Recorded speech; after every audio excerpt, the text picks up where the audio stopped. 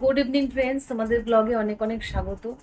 বাংলাদেশের যে অবস্থা তা দেখে সত্যি মনটা ভীষণ খারাপ হয়ে যাচ্ছে। কবে যে এই অবস্থা ঠিক হবে কে জানে। প্রতিবেশী দেশ, তাছাড়াও আরও একটা পরিচয় যে আমাদের দাদু ঠাকুমারা বাংলাদেশেই থাকতেন, ওখান থেকে চলে আসতে বাধ্য হয়েছিল। বাংলাদেশই আমাদের পূর্বপুরুষদের জন্মভূমি। তো সেই জন্য খুব খারাপ লাগছে। শুধু সেই জন্য বলবো না, অন্য দেশ হলেও খারাপ লাগতো, কিন্তু এতটাই মানে সামনের তো প্রতিবেশী দেশ একেবারে, তার উপরে সবাই বাঙালি, সেই জন্য আরো বেশি আত্মিক একটা টান অনুভব করি। তো তারা কবে যে আবার সেই স্বাভাবিক পরিস্থিতিতে ফিরে আসবে তার জন্য সত্যি দিন গুনছি। আর ভালো লাগছে না এসব দেখে। খুব তাড়াতাড়ি বাংলাদেশ আবার সুস্থ স্বাভাবিক অবস্থায় আসুক সেই প্রার্থনা করি। আর তোমরা আমাকে কে কতটা জানো আমি জানি না, তবে শান্তির জন্য যদি শ্মশানেও থাকতে হয় আমি সেটাও থাকতে রাজি আছি। কলহ বিবাদ এগুলোকে নিয়ে থাকা বাঁচা ভীষণই দুঃসহ। তাই সব দেশেরই শান্তি ফিরে আসুক, শুধু বাংলাদেশ নয়, আরো অনেক দেশেই কিন্তু চলছে যুদ্ধ। খুব ভয়ঙ্কর অবস্থা চারদিকে। সব যুদ্ধ থেমে যাক, আবার শান্তির বার্তা বয়ে আনুক, এই কামনা করে আজকে ব্লগটা শুরু করলাম বন্ধুরা। তো রান্না বান্না তো আমাকে করতেই হবে, তাই এই জন্য নিচে যাবো। যাই ডিমের ঝোলটা রান্না করি। তো রান্না করতে তো যেতেই হবে এখন, কিন্তু ফোনে চার্জ নেই বলে ভিডিওটা এখন করতেও পারবো না মনে হচ্ছে। যদি করতে পারি করব। অ্যাকচুয়ালি ক্যামেরা এখন ভিডিও করতে পারছি না, কারণ আমার ওই আগের ফোনটা একটু খারাপ হয়ে গেছে। তো থেকে ক্যামেরা থেকে ভিডিও মানে এডিট করার ক্ষমতা আমার এই নতুন ফোনটার নেই, মানে অনেকটা দেরি হয়। তো সেই জন্য এখন ক্যামেরাটা কদিন বাদ দিয়েছি। দেখা যাক, কোনো না কোনো উপায় একটা নিশ্চয়ই বেরোবে। তো এই চার্জ হোক এখন। দেখাতে পারলাম না বন্ধুরা, এই যে ডিমের ঝোল, আলু ভাজা গরম গরম, একদমই চার্জ ছিল না সেজন্য দেখাতে পারলাম না। যাই হোক, এখন ডিনার করতে বসছি, এরপর আবার কাল সকালে দেখা হচ্ছে। গুড মর্নিং ফ্রেন্ডস, আজকে হচ্ছে শনিবার। শনিবারের সকালবেলা তোমাদের সবাইকে ব্লগে পুনরায় স্বাগত। আজকে আমার স্কুল আছে, তাই উঠেছি সকাল সকাল। খুব সকালে উঠিনি, 7টার সময় উঠেছি। একটু জলখাবারটা বানাবো, বানিয়ে চলে যাব। রান্না বান্না এখন করব না। বন্ধুগণ, ঘুম থেকে ওঠার পর জানতে পারলাম যে আজকে স্কুলে ছুটি ডিক্লেয়ার হয়েছে। তো আজ আর যেতে হবে না, একটু এত তড়িঘড়ি আর ব্রেকফাস্ট বানাতে হবে না। এবারে সকালের বাসি কাজটা আগে সেরে নেবো ভাবছি, যেহেতু টাইম পাওয়া গেছে। বন্ধুরা, সকালবেলা উঠে তোমাদের বাংলাদেশের কথাটা বললাম, তারপরে শুধু বাংলাদেশে এরকম ঘটছে তাই নয়, আমাদের কিন্তু ওয়েস্ট বেঙ্গলও ভীষণভাবে এখন উত্তক্ত হয়ে উঠেছে। মানে সত্যি এমন একটা ঘটনা ঘটেছে যেটা একদমই মেনে নেওয়া যায় না। বাবা মায়েরা কোন ভরসায় ছেলে মেয়েকে যে পড়তে পাঠাবে, ডাক্তারি পড়া বলো, ইভেন এখন তো দেখছি যে ডাক্তারেরও কোনো নিরাপত্তা নেই। যে ডাক্তার মেয়েটির এরকম করুণ পরিস্থিতি হয়েছে, মানে যাকে এমনভাবে মানে করুণভাবে মারা হয়েছে, হত্যা করা হয়েছে, সেই মেয়েটি আমার বাপের বাড়ির পাড়াতেই থাকে, পাড়ার একদমই কাছাকাছি, একটা পাশের পাড়ায় বলতে পারো। তো তার এরকম পরিণতি দেখে মানে সত্যি গা শিউরে উঠছে যে কিভাবে যে বাবা মা কিভাবে, এই যে মেডিকেল কলেজগুলোতে কোনো নিরাপত্তা নেই, এইখানে ডাক্তারদের উপরে এরকম হামলা হচ্ছে, সেখানে সাধারণ রুগীর উপরে কি হতে পারে। বা এত জুনিয়র ডাক্তার, এত ডক্টররা মেডিকেল হসপিটালে পড়াশোনা করছে, তাদের কোথায় সিকিউরিটি, এগুলো ভেবে ভীষণ খারাপ লাগছে। আর এখন তো একটা জিনিস চোখের সামনে উঠে এসছে, তাই এছাড়া অন্যান্য যে সমস্ত হস্টেলগুলো আছে, যে সমস্ত কলেজগুলো আছে, সেখানে কি সিকিউরিটি আছে সেটাও আমি জানি না। কারণ এই যে ছাত্র মৃত্যু, এই যে ডাক্তার মৃত্যু, এই যে এরকম মৃত্যুর ঘটনাগুলো ঘটছে, এত হিংসা চলছে চারদিকে, এগুলো কবে যে থামবে, এগুলো কেন থামছে না, কেন মানুষ এত হিংসাত্মক হয়ে উঠছে, এগুলো নিয়ে খতিয়ে কিন্তু একটু দেখা দরকার। আমার মনে হয় সময় এসেছে, একটা প্রাণের বিনিময়ে এখন সবাই চিৎকার করছে নিরাপত্তা চাই, নিরাপত্তা চাই। তো এইগুলো তো অভিপ্রেত নয় না, আগের থেকেই তো আমাদের সমস্ত ব্যবস্থাগুলো গ্রহণ করতে হবে যাতে একজন ডাক্তার সুরক্ষিত ফিল করে। নাহলে সে ঠিক করে ডাক্তারিটা করবে কি করে বলো? সে যদি নিজেই মনে করে যে না আমি সুরক্ষিত নই, তাহলে সে অন্য মানুষকে কি করে সুস্থ করবে, কিভাবে সুরক্ষা দেবে? যারা মেডিকেল কলেজগুলোতে ডাক্তারি পড়ছে, এমনকি নার্সিং ট্রেনিং করছে, তাদেরও তো নিরাপত্তা নেই। তাছাড়া শুধু মেডিকেল কলেজ বলবো কেন, অন্যান্য যে সমস্ত কলেজগুলোতে বাচ্চারা পড়াশুনো করছে, তারা যেই হতে পারে, অথবা অন্যান্য আরও, আমি যেরকম বলছি যে আইজার নাইজার, আমার ছেলেও যেরকম আইজারের চান্স পেয়েছে, সে যে পাঠাবো, মানে কিভাবে পাঠাবো বলো তো? হোস্টেলে থেকে তো পড়তেই হবে, সে কাছেই হোক আর দূরেই হোক। তো সত্যি প্রচণ্ড ভয় লাগে এসব দেখে শুনে। এই যে মৌমিতা দেবনাথ বলে মেয়েটি, তার পরিবারের উপরে কি যাচ্ছে বলো তো? তারা কত আশা নিয়ে মেয়েকে মানুষ করেছে, বড় করেছে, সে তাকে ডাক্তার বানিয়েছে, তারপরেও দেখো তার নিরাপত্তার অভাবে আজকে তাকে চলে যেতে হলো। বন্ধুগণ, একটু ছুটি পাওয়া গেছে, যাই একটু মাছ টাছ কিনে নিয়ে আসি। মানে মেডিকেল কলেজগুলোতে অনেক অবস্থান বিক্ষোভ হচ্ছে, কিন্তু প্রাণটা তো ফিরে আসবে না বলো। কিন্তু এর পরবর্তী প্রাণগুলো যাতে সুরক্ষিত থাকে তার জন্য চেষ্টাটাকে আমি সাধুবাদ জানাই। আর আমি চলে এসেছি বাজারে। বাজার করে চলে এলাম। এই যে, আর আমাদের মাঠে দেখো ঘাস কাটা হচ্ছে। কি কি আনলাম ঘরে গিয়ে দেখাচ্ছি ভালো করে। চলো, বাজার করে চলে এলাম। বলেছিলাম কি কি বাজার করেছি দেখাবো। মানে আজকে মোটামুটি 500 টাকা পুরো শেষ। মাছ আনলাম, আজকে মাছই করব। আর কালকের জন্য এই যে মাংসটাও নিয়ে আসলাম। আর তাছাড়া এই যে টমেটো, পেঁয়াজ, এই বাজার।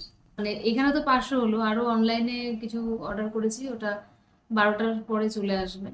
একটা ডিম অর্ডার করেছি, একটা ভীম জেল আর চা পাতার প্যাকেট, টাটা গোল্ড। ডিমটা 240 টাকা, টাটা গোল্ড 45 টাকা, আর ভীম জেল 20 টাকা।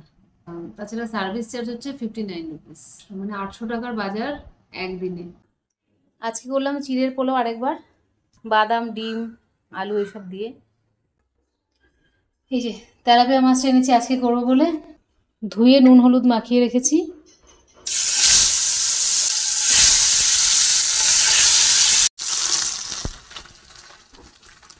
পেঁয়াজ, টমেটো, কাঁচা লঙ্কা, হলুদ, জিরের গুঁড়ো, নুন এই সমস্ত দিয়ে একটুখানি ভাজা ভাজা করে নিয়ে এর মধ্যে জল অ্যাড করে আমি মাছগুলো ছেড়ে দিচ্ছি। এরকম সিম্পলভাবে রান্না করলেই জ্যান্ত মাছের ঝোল ভালো লাগে। খুব বেশি কিছু দিলে পরে জ্যান্ত মাছ আর জ্যান্ত মাছের গন্ধ ছাড়ে না, ভালো লাগে না তখন। হয়ে গেছে মাছের ঝোলটা পেঁয়াজ দিয়ে। আর করবো একটু পটল পোস্ত। পটলগুলো বীজ ছাড়িয়ে নিয়েছি, খোসা ছাড়িয়ে, আর নুন আর হলুদ মাখিয়ে নিয়েছি। ভেজে নিই প্রথমে। অনেকদিন ধরেই পটলগুলো ফ্রিজে রয়ে গিয়েছিল, লম্বা লম্বা পটল, কিন্তু নষ্ট হয়নি দেখো। তো এগুলোকে ভাবলাম কি আজকে পটল পোস্ত করে নিই। মানে ভাজা করতে যাচ্ছিলাম, তারপর হঠাৎ করে মনে হলো না, পোস্ত বাটা দিয়ে বাদাম বাটা দিয়ে একটুখানি মাখা মাখা মতো করি, একটু অন্যরকম স্বাদও হবে। আর সময়ও যেহেতু আছে আজকে, সেই কারণে এই চিন্তা ভাবনাটা করলাম। দেখো পটলগুলো ভাজা হয়ে গেছে, ওইদিকে আমি গ্যাস ওভেনটা পরিষ্কার করছি, কারণ একটুখানি পড়েছিল খাবার। আর যদি সঙ্গে সঙ্গে পরিষ্কার করে না রাখি না, তাহলে এটা ধরে যায় দাগটা। তো এদিকে দেখো হয়ে গেছে ভাজা, পটলগুলো নামিয়ে নিচ্ছি। 7খানা পটল রয়েছে। তো কিভাবে করছি দেখো, খুব ইজি প্রসেস, এভাবে করে দেখতে পারো। সত্যি আজকে দারুণ হয়েছিল খেতে। খাওয়ার পরে যেহেতু আমি কথাগুলো বলছি তাই বলতে পারছি। জিরে, শুকনো লঙ্কা ফোড়ন দিলাম তেলে, আর দিলাম গোটা গরম মশলা, তারপরে নুন দিলাম, হলুদ দেবো আর জিরের গুঁড়ো দেবো, দিয়ে একটুখানি এইভাবে জাস্ট ফ্রাই করে নিই তেলের উপরে। এই যে বাটাটা দিচ্ছি, এর মধ্যে জাস্ট রয়েছে চিনেবাদাম আর পোস্ত। চিনেবাদামের পরিমাণ কম, পোস্তর পরিমাণ বেশি। জাস্ট দিয়ে জল দিয়ে দিলাম, দিয়ে এইভাবে তেলের উপরে পুরো মানে মশলাটাকে এইভাবে ফ্রাই করব। ফ্রাই করতে করতে যখন কাঁচা গন্ধটা চলে যাবে মনে করব, তখনই কিন্তু আমি পটলগুলো এর মধ্যে অ্যাড করে দেবো।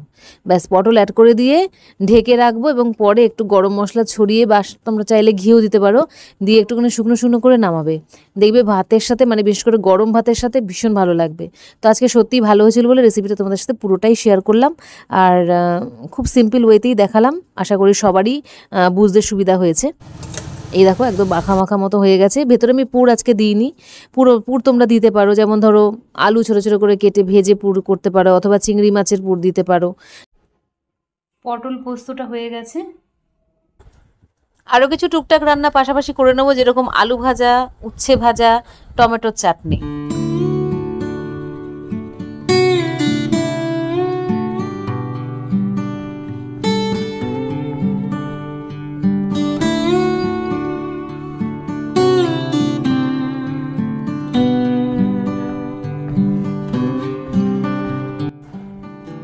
পোস্ত বাদাম যে বেটেছিলাম কিছুটা রয়ে গেছে বাটা, ভাবলাম আর রাখবো না, এই পোস্তটা দিয়ে একটুখানি বড়া করে নিই। তো ডালের মুখে খেতে ভালো লাগবে, ওই জন্য দেখো বড়া ভেজে নিচ্ছি পোস্ত দিয়ে।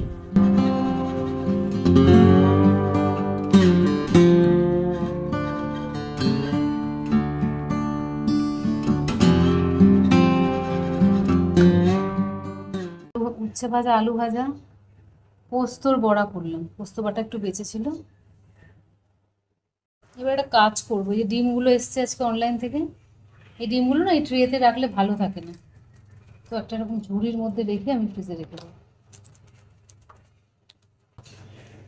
ঝুড়িতে রেখে দিলাম সবগুলো, এবার এইভাবে ফ্রিজে ঢুকিয়ে রাখবো, জায়গাটাও কম লাগবে।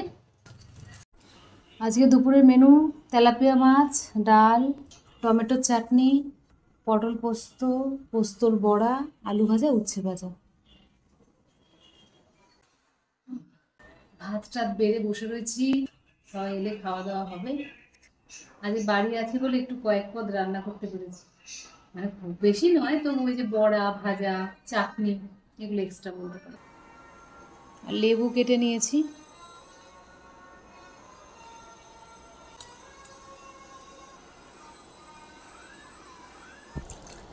খাওয়া দাওয়া হয়ে গেল, এবারে আরও কিছু কাজ আছে। এখনই যে উপরে চলে যাব রেস্ট নিতে তা হবে না। এই যে বেসিনটা দেখলাম বেশ ময়লা হয়েছে, এটাকে একটুখানি পরিষ্কার করে নিলাম। তা তো হয়ে গেছে, দেখো কি সুন্দর পরিষ্কার লাগছে দেখতে। বেসিনটা সাদা তো, আর পরিষ্কার করার পর খুব সুন্দর লাগে দেখতে। জানলাটাকেও একটু পরিষ্কার করে নিয়েছি, মোটমাট আছে পরিষ্কার করা। গ্যাস ওভেন টোভেন মোছা হয়ে গেছে, এবার বাসনগুলো মাজা হয়নি, বাসনগুলো মাজতে হবে। বন্ধুরা, মাঝে মাঝে কিছু কিছু দিন হয় না, কাজ করতে ইচ্ছে করে না, একে বলে দীর্ঘসূত্রতা, মানে কাজগুলো টেলে দেওয়া। পরবর্তীতে আস্তে আস্তে কাজ জমে যাবে, তখন আর করতে আরও ভালো লাগবে না। প্রোক্রাস্টিনেশন বলা হয় এই ব্যাপারটাকে। তো আজকে আমি দেখলাম যে আমার এতটুকু প্রোক্রাস্টিনেশন হচ্ছে না, আমার সমস্ত কাজ মানে একটু বেশি বেশি করে করতে ইচ্ছা করছে। সে যাই কাজ হোক না কেন, আজকে একদম করে বেরিয়ে যাব, সব করে ফেলবো। মার সাথে ফোনে কথা বলছিলাম, মাকেও এই কথাটা বললাম। মা বলছে এখন একটু রেস্ট নে, রান্না বান্না হয়ে গেছে, খাওয়া হয়ে গেছে, এখন এত কিছু করিস না, পরে করিস। মাকে বললাম, মা আজকে আমার ভীষণ অ্যাক্টিভনেস বেড়ে গেছে, আমার মনে হচ্ছে আজকে আমি সব কাজ করে ফেলবো। আমার এখনো বাইরে বাগানের কাজ আছে, সেটাও করতে হবে। তো মাঝে মাঝে এরকম হয় আর কি। দেখো না, বাসনগুলোকে সব মেজে নিয়ে একেবারে ধুয়ে ঠুয়ে উপর করে রেখে দেবো, তারপরে আবার যাবো একটু বাইরে। তাছাড়া আরও কিছু কাজ যদি চোখের সামনে আসে করব, তবে একটা সময় অবশ্যই রেস্ট নিতে হবে, তখন চলে যাব উপরের ঘরে রেস্ট নিয়ে নেব। তারপরে আবার বিকেলবেলা চা ফা এই সমস্ত নিয়ে করতে হবে কর্মকাণ্ড। আর তাছাড়া তার মাঝখানে যদি একটু সময় পাই বা একটু মানে ইচ্ছে করে, তখন আবার ঘর টর গোছানোর ব্যাপারটা একটু করতে হবে, কারণ অনেক জামা কাপড় জমে গেছে, সেগুলোকে ভাঁজ টাজ করতে হবে। বন্ধুরা, আজ একেবারে সংসারই কাকুরি, এদিককার সব কাজ কমপ্লিট করে ফেলেছি। এবার আবার বাইরে যেতে হবে, টবগুলোকে নামিয়ে বৃষ্টির জল খাইয়েছিলাম, ওইগুলোকে আবার ঠিক জায়গা মতো রেখে দেবো। আর যে চন্দ্রমল্লিকা গাছগুলো বেশ কচি পাতা বেরিয়েছিল, ওগুলোকে আলাদা করে রিপোর্টও করেছি দুপুরবেলা, ওগুলোও দেখাবো। এ দেখো, একটা করে গাছ তুলে টবে রিপোর্ট করেছি। এ দেখো, মোট 4টে এখানে দেখতে পাচ্ছ, আর ওই দিকে একটা, আর এই টবগুলোর মধ্যে 2-1টা করে রেখে দিয়েছি, মানে এখানেও হতে পারবে গাছগুলো। এই যে এই গাছগুলোকে ওই উইন্ডো থেকে নামিয়ে একটু বৃষ্টির জলের মধ্যে দিয়েছিলাম, বৃষ্টি পড়ছিল। আর এই যে জানলাটাকে ভালো করে পরিষ্কার করে নিলাম, এবার এগুলো আবার সাজিয়ে রাখবো। যারা বাইরে কর্মরত, তাদের কিন্তু ওই একদিন ছুটির দিনটা প্রচণ্ড ইউটিলাইজ করতে ইচ্ছে করে, আমি সেটা বুঝতে পারছি এখন। আজকে যেরকম আমার মনে হচ্ছে আমি যা যা কাজ বাকি আছে, যেগুলো যেগুলো পেন্ডিং পড়ে থাকে, সেগুলো সব করব। তো সেই কারণে আজকে গার্ডেনিংটাও করলাম, আজকে সকালবেলা উঠোনটাও পরিষ্কার করেছি। তাছাড়া মানে যা যা এক্সট্রা কিছু কাজ করার চেষ্টা করেছি। বিশেষ করে এই গার্ডেনটাকে আমি সুন্দরভাবে পরিষ্কার করেছি। এই যে জানলাটাতে না ময়লা হয়ে যায়, যেহেতু ওখানে টবগুলো রাখি, আর জল দেওয়া হলে সেই মাটিগুলো আস্তে আস্তে জানলাটার মধ্যে পড়ে যায়। আবার গাছগুলোকে গুছিয়ে রেখে দিলাম। কি করেছিলাম বলতো, যখন জোর বৃষ্টি এসেছিল, একটুখানি নামিয়ে জানলা থেকে নামিয়ে উঠোনে দিয়েছিলাম সব কটাকে, ওরা খুব খুশি হয়েছে। তো এখন আবার ওখানে রাখলাম, যেহেতু একটু সৌন্দর্যেরও ব্যাপার আছে, আবার যখন বৃষ্টি হবে দরকার হলে নামিয়ে দেবো। যাক, এইবারে বলতে পারো যে সমস্ত কাজ করে আমি মোটামুটি স্যাটিসফাইড। তবু আরো কিছু কাজ বাকি রয়েছে, কিন্তু এখন আর শরীর দিচ্ছে। এবার একটু রেস্ট নিতে হবে, তারপরে উঠে গিয়ে যদি পারি করবো, মানে একটু গোছ গাছ করার আর কি পরে। চলো উপরে যাওয়া যাক, আর তার আগে ব্লগটা এন্ড করবো। আবার তোমার সাথে দেখা হচ্ছে পরের ভিডিওতে। ততক্ষণের জন্য সবাইকে টাটা। সবার কেমন লাগলো ব্লগটা অবশ্যই কমেন্ট করে জানাতে ভুলো না। Bye, take care, love you all.